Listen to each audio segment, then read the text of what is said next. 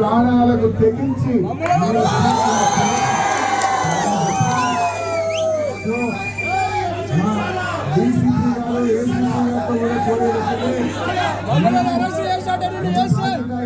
ప్రజాప్రతినిధులుగా తెలంగాణ తెచ్చిన పార్టీగా లా అండ్ ఆర్డర్ మెయింటైన్ చేయాలని మేము సహకరిస్తా ఉన్నాం.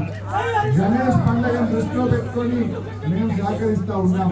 ఖమ్మంలో మన ఎమ్మెల్యేల మీద జరిగిన దాడి మీద కూడా తప్పకుండా తగిన చర్యలు తీసుకుంటామని కూడా చెప్పారు. నమ్మకం కొద్దీ, పోలీసుల మీద విశ్వాసం కొద్దీ, బాధ్యత కొద్దీ మేము సహకరిస్తా ఉన్నాం. దయచేసి మాట మీద నిలబడాలని చెప్పి పోలీసులను కూడా కోరుతా ఉన్నాం. అధికారం ఎవరికి శాశ్వతం కాదు. అధికారం అనేది ఇవాళ వాళ్ళ దగ్గర ఉండొచ్చు, రేపు మా దగ్గర ఉండొచ్చు.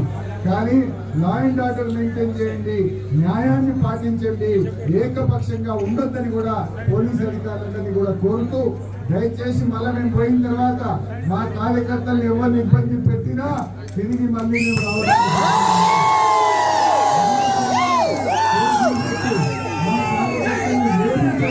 మా కార్యకర్తలను ఇబ్బంది పెడితే మేము మా ప్రాణాన్ని అర్థం చేస్తామని కూడా కార్యకర్తలు కూడా మీరందరూ ఇబ్బందుల్లో ఉన్నారు.